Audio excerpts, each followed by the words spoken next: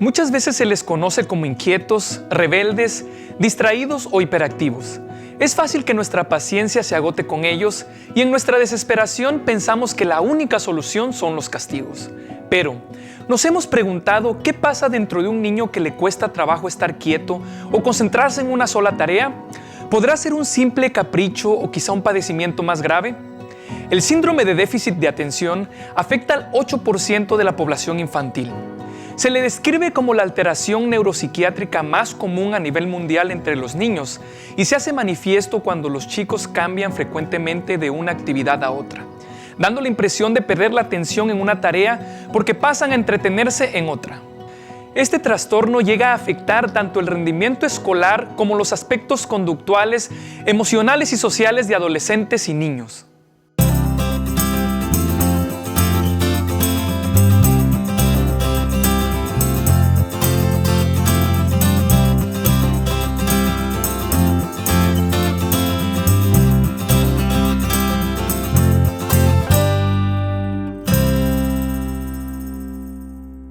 Concentrarse es un arte. Sin embargo, para algunas personas es realmente más difícil que para otras. Desde el punto de vista neurológico, se asume que el déficit de atención es un trastorno de la función cerebral en niños, adolescentes y adultos, caracterizado por la presencia continua de síntomas cognitivos y del comportamiento tales como la deficiencia en atención, la hiperactividad y la impulsividad. ¿Cómo ponernos en la situación de alguien que padece este mal? Empecemos con nuestro programa y vamos con el siguiente experimento social. Esto es Saber Vivir.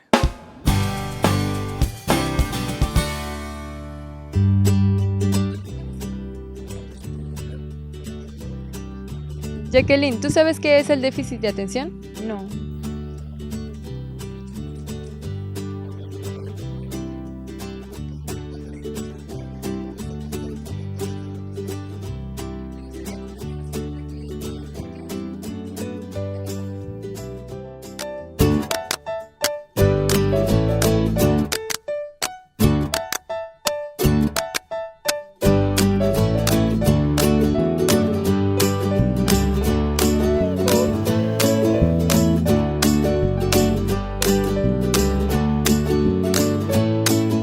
Jacqueline, ¿cómo te sentiste al realizar esta actividad? Muy estresada, muy presionada.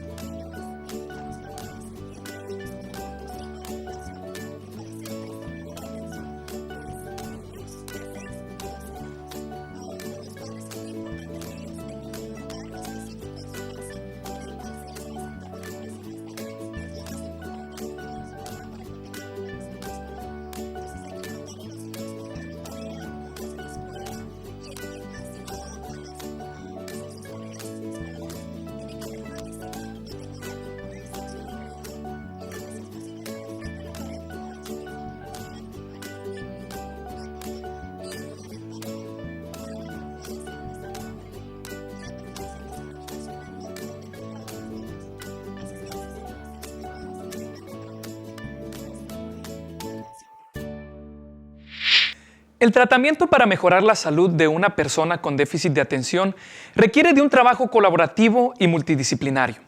Para esto, el factor nutricional es uno de los elementos más importantes. Por ello, en la siguiente nota, el doctor Andrés Ramírez nos explicará la importancia de la alimentación en relación al déficit de atención y la hiperactividad.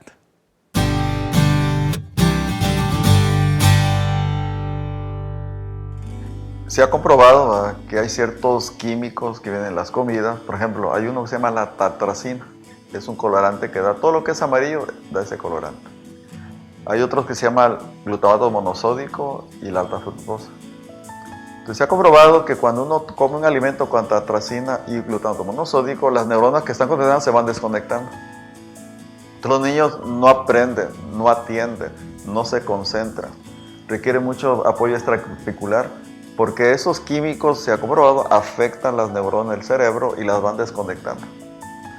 Yo a veces he pensado que hay un plan, digamos, de cómo poder darle a la gente una comida y no desarrollar su capacidad mental al máximo, dándole alimentos que bloquean su cerebro. Por ejemplo, en Europa están prohibidos alimentos que tengan glutamato monosódico, tartrazina y alta fructosa, porque afectan directamente el cerebro y producen una alergia, que en niños se manifiesta con moco y otros se le altera el sistema nervioso. Se ha demostrado, a un niño le quito todos los alimentos con esos químicos que tiene y le doy puras cosas naturales y empiezan a dibujar bien, empiezan a atender bien y empiezan a tener mejor desempeño en su escuela. Eso ya está demostrado. También se ha demostrado que el azúcar alimenta bacterias. En el cuerpo tenemos bacterias nocivas y bacterias que son buenas para el cuerpo. Digamos, tenemos dos hígados, ¿no? Un hígado es el órgano que conocemos y el otro hígado son bacterias que procesan toxinas de mi cuerpo. Y esas bacterias me ayudan a que mi hígado no sufra la sobrecarga tóxica de lo que hay en el intestino. Entonces se ha comprobado, cuando como azúcar, pan, harinas, ese tipo de alimentos, alimento bacterias nocivas, y eso se ha demostrado, altera el sistema nervioso en los niños, los pone hiperactivos, no se concentran, más irritables. Se ha demostrado que el azúcar es tan adictivo como la cocaína. Entonces los niños al tomar azúcar se sienten hiperactivos, se estimula, al no tenerla se deprimen. Entonces yo quiero, pero no tengo apetito de cosas sanas, o sea, no comen verduras, no comen frutas, o sea, quieren comer puras cosas artificiales porque son adictivas. Entonces, cuando un niño tiene estreñimiento porque come alimentos que no digiere, cuando tiene muchos gases, mucha inflamación, siempre, usualmente va a tener problemas de catarro e hiperactividad.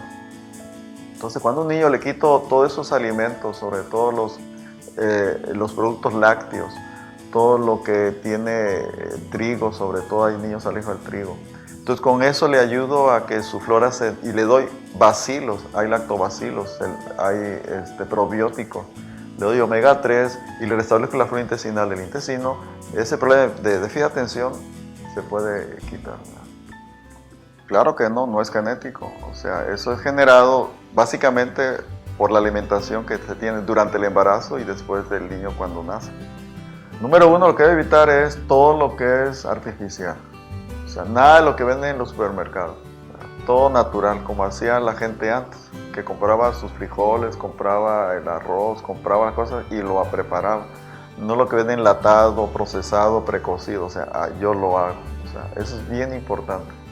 Número dos, hay que recordar que el cerebro está hecho de grasa y requiere ciertos componentes para que se regenere. Y un elemento muy importante es el omega 3, que hay en varios elementos, como el aguacate, la chía, la linaza. Es muy importante esos alimentos.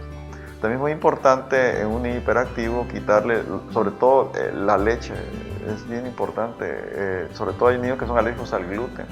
Entonces yo como padre tengo que visualizar qué alimentos le generan alergia a mi hijo o lo ponen hiperactivo.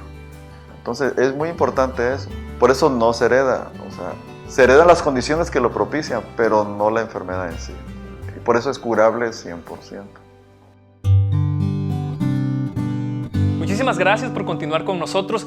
Vamos a seguir hablando de este tema muy interesante, el cual hemos estado tocando hoy. Y para eso nos acompaña aquí en el estudio la doctora Miriam Acosta, quien es psiquiatra y nos va a hablar un poquito más acerca de este trastorno. Doctora, bienvenida y muchísimas gracias por estar con nosotros en nuestro programa hoy. Gracias a ti y gracias al programa por haberme invitado.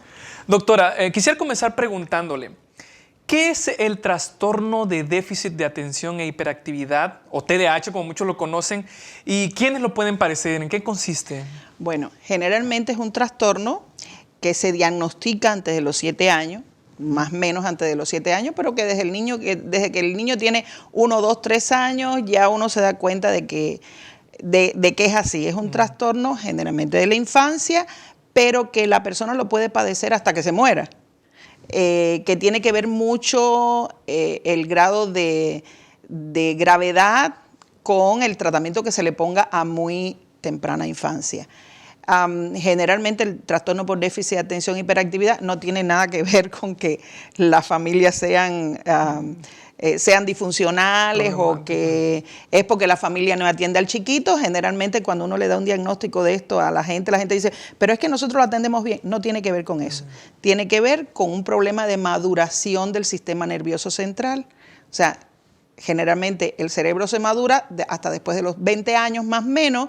Estos niños tienen un proceso más lento y por eso es que las características de este trastorno es hiperactividad como síntoma fundamental, inatención, impulsividad.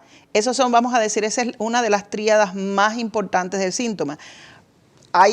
Partiendo de esta tríada de hiperactividad, o sea, ese niño que no se queda parado ni un momento, tiene que estar en puro movimiento, parece que tiene un motor interno que se va moviendo todo, que si pasa una mosca en el aula volando ya se va mirando para la mosca porque no puede fijar la atención y no es que sea, y muchas veces no oye las órdenes, ¿ok? Y por ejemplo en los juegos puede ser muy impulsivo, le dicen algo y allá empuja, pero no porque sea un niño malo. Y ahí vamos a las etiquetas, ¿no? Que quizás podemos hablarlo después. No es porque sea un niño malo, sino el que tiene una falta de control por un problema neurológico de maduración del sistema nervioso central, tiene una falta de control sobre esas cosas. Doctora, entonces este problema, usted dice que es falta de maduración del sistema nervioso central, ¿es porque es hereditario? ¿Cuál es la causa? Mira, se invocan causas hereditarias, ¿eh? Se invocan causas hereditarias. Generalmente vemos en las familias de algunos, vemos o padres o tíos o abuelos o primos que tienen el trastorno. Todavía no se ha encontrado el gen, porque cuando uno habla de hereditario ya inmediatamente empieza a pensar qué gen es. No se ha encontrado el gen, pero sí se invocan estas causas que pueden ser causas hereditarias. Doctor, ¿Okay? entonces, ¿qué recomendaciones, ya para finalizar, qué recomendaciones le daría a las familias, a los padres, para entender más a los niños, incluso tal vez antes del nacimiento? Estar pendientes. ¿Qué hacer? Bueno, primero hacer un buen diagnóstico. Cuando usted vea que su niño, no es el niño falta de reglas, porque hay niños que son insoportables porque son falta de reglas. O sea, no hay disciplina. No hay disciplina. Pero no, cuando usted vea que hay cosas, pues llévelo al psicólogo, llévelo al psiquiatra. Si es necesario medicarlo, hay que medicarlo. Hay que medicarlo desde los 7 o 8 años. Eso es importante. No es que se vaya a volver adicto por la medicación. Eso es totalmente incierto. Eso es un mito, totalmente un mito, ¿ok? Y involucrar a toda la familia, a toda la ayuda psicopedagógica necesaria en la escuela y hacer que este niño, en vez de ser una carga para la familia, realmente se pueda convertir en alguien que sea promotor de algunas cosas buenas, ¿no? Que sea líder, porque ellos sí son niños muy cariñosos, tienen una cantidad de capacidades para hacer cosas tremendas, pero el mismo entorno es el que lo va sacando del... ¿Ves? Lo va limitando. Así que yo le pido a los papás que vayan enseguida a hacer los diagnósticos. Los maestros, si ven que los papás no se dan cuenta, óigame, ¿sabe qué? Quiero que me traiga un diagnóstico, y también que ellos ayuden, o sea, que los maestros también se capaciten en este tipo de... ¿Cómo canalizarlo? O sea, no solo cómo canalizarlo, sino que los capaciten. O sea, que los maestros sean capacitados en los trastornos por déficit de atención, porque cuando uno le agarra, vamos a decir, el vuelo a estos niños, son niños que son increíbles, que son buenos, que son muy cariñosos y que pueden hacer muchísimas cosas.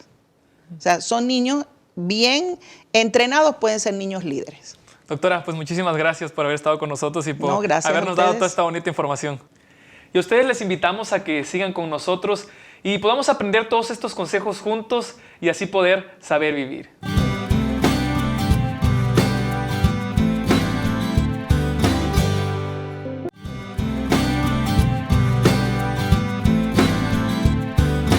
Como maestros en el salón de clases a veces vemos distintos niños, no sabemos el contexto en el que vienen y todo, pero a veces detectamos ciertas actitudes no muy normales. No somos especialistas como un psicólogo que puede detectar un caso especial.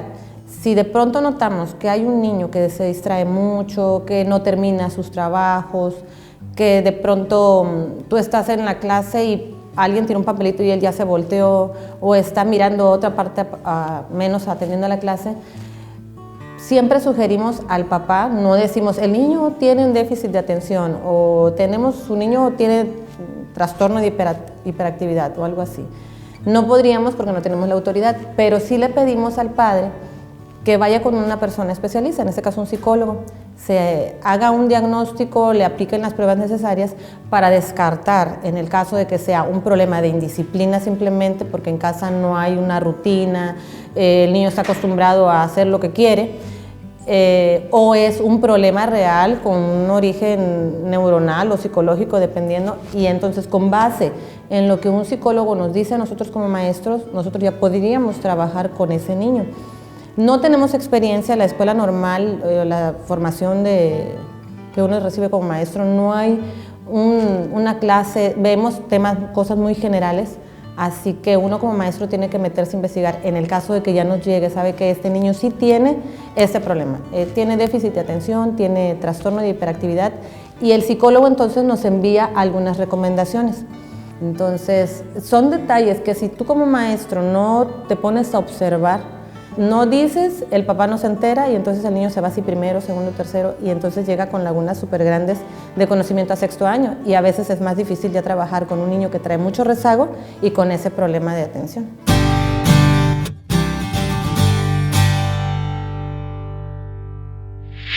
Así como vimos en el testimonio que nos compartió la maestra Diana Ortiz, el movimiento es de crucial importancia para los niños que presentan el síndrome de déficit de atención.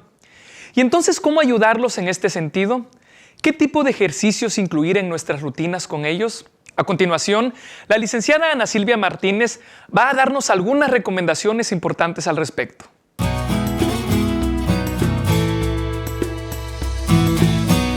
Miren, es muy importante que se considere el ejercicio físico, sobre todo para los niños, porque va a ser una manera de ayudarles a disciplinarse. Va a ser una manera de ayudarles a que ellos puedan perseverar en las diferentes actividades que ellos como niños tienen que realizar. ¡Bien! ¡Corriendo, corriendo! Es muy importante que se considere que el hecho de ser especial no implica que ha dejado de ser niño. Entonces siempre es importante buscar ejercicios físicos o juegos divertidos que ayuden a que los niños puedan estar en movimiento, porque como les mencionaba es una manera en que ellos pueden ser autosuficientes, pueden ser independientes y también eso les va a ayudar a tener una vida más feliz y placentera. Es muy importante que consideremos que para los niños con capacidades especiales hay que tener actividades semiestructuradas, sistematizadas, repetitivas. Por eso es importante que cuando trabajamos con los niños con capacidades especiales podamos, más que hacer ejercicio, jugar con ellos. Irles preguntando cómo están, se sienten bien y que vayan repitiendo lo que hacemos. Por ejemplo, si los pones a saltar, que ellos repitan saltar, saltar, saltar. Si los pones a correr, que ellos digan correr, correr, correr. Y preguntarles, ¿están bien? Porque en la medida en que ellos se diviertan, el ejercicio o la actividad va a ser más benéfica para ellos. Ok, listo, vamos a empezar con nuestros saltos, ¿ok? Salto, salto, salto, salto, salto, salto, salto, salto, salto, salto. Hay un proyecto que se dice los 5 pasos para sobrevivir con los niños de capacidades especiales. Y dice que si nosotros manejamos estos 5 pasos, todas las actividades que se realizan con los niños van a ser actividades benéficas para ellos. Dice que primeramente tienen que ser actividades divertidas, que sean actividades fáciles, que sean actividades que lleven una meta, por ejemplo, el llegar de aquí a allá, el hecho de saltar 15 veces, el hecho de seguir una rutina. Eso también les va a ayudar a que ellos puedan saber sus progresos. Tiene que haber una bitácora y algo muy importante, tiene que haber un motivador.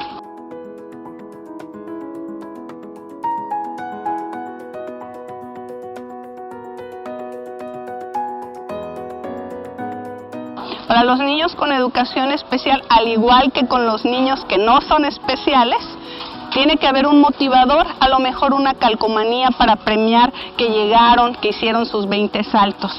Pero todo eso es muy importante, sobre todo que los niños puedan ser personas felices. Ese es el objetivo de la actividad o del ejercicio físico como tal en los niños con capacidades especiales.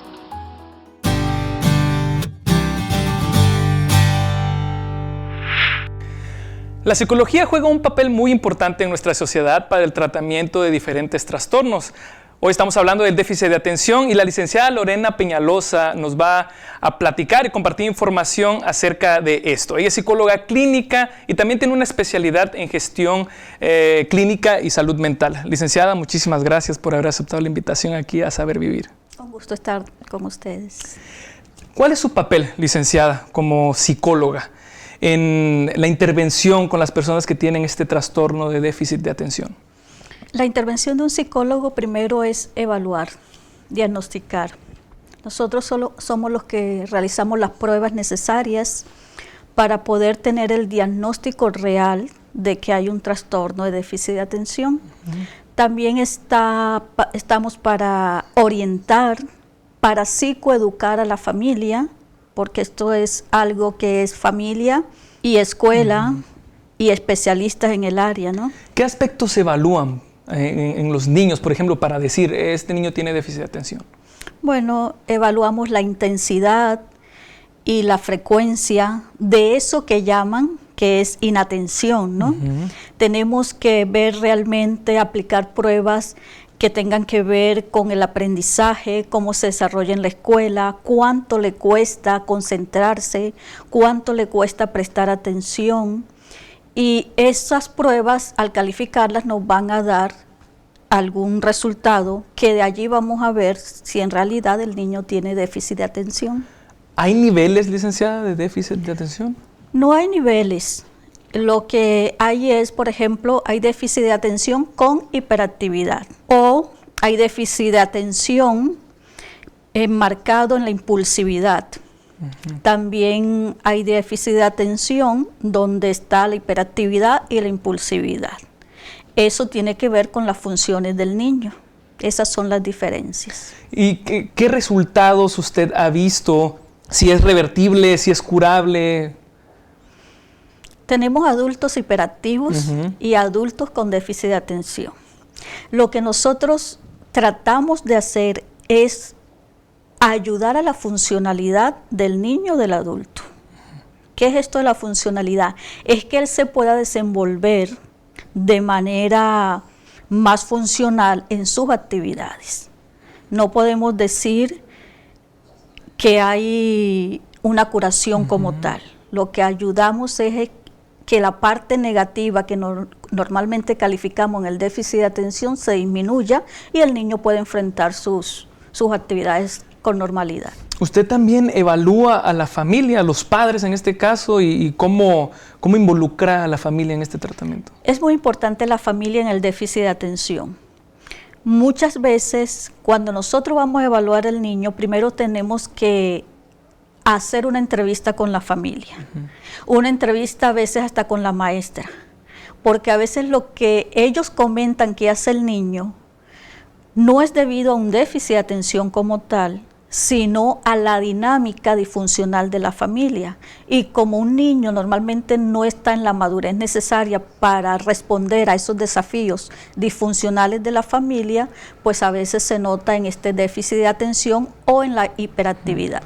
¿La atención a estos niños es solo psicológica o multidisciplinaria? ¿Qué recomienda usted? Es multidisciplinaria. El psiquiatra está para medicar en los casos más severos, cuando el niño no puede tener un rendimiento académico o el niño no puede prestar atención, el niño comete muchos errores en su vida cotidiana, el niño pierde muchas cosas. Licenciada, para finalizar, me gustaría que le dijera a nuestras familias algunas recomendaciones que ellos pudieran seguir para involucrarse en el tratamiento de los niños con déficit de atención, en caso de que alguno de ellos tenga a alguien en casa, ¿sí?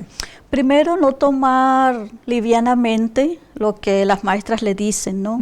No etiquetar al niño de que es un flojo, de que él no quiere aprender, sino más bien buscar las formas positivas como alentarlo, las palabras, este estímulo descriptivo. Cuando el niño es capaz de completar una tarea, los padres deben describir, mira cómo hiciste esto paso a paso, para que él se dé cuenta de que sí puede prestar atención y sí puede lograr sus tareas. También buscar a los especialistas necesarios para que le hagan la valoración. No se queden solamente con que alguien dice tiene déficit de atención, se debe valorar, porque si se da una valoración adecuada va a tener un tratamiento adecuado y esto va a lograr que el niño sea funcional y va a contribuir a su bienestar. Licenciada, muchas gracias por haber compartido esta información con nosotros. Gracias a ustedes. Ahora ya lo sabe. Si su niño es más inquieto de lo común o le cuesta concentrarse en una sola actividad a la vez, no se avergüence, no se desespere y tampoco entre en pánico. Acuda a un psicólogo para que realice el diagnóstico necesario y siga todas sus indicaciones. Además, preste atención al tipo de alimentación que le da a su hijo.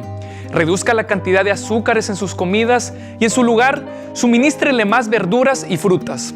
Consulte con un nutricionista para que, de acuerdo al caso particular de su niño, determine si también es necesario darle algún tipo de suplemento.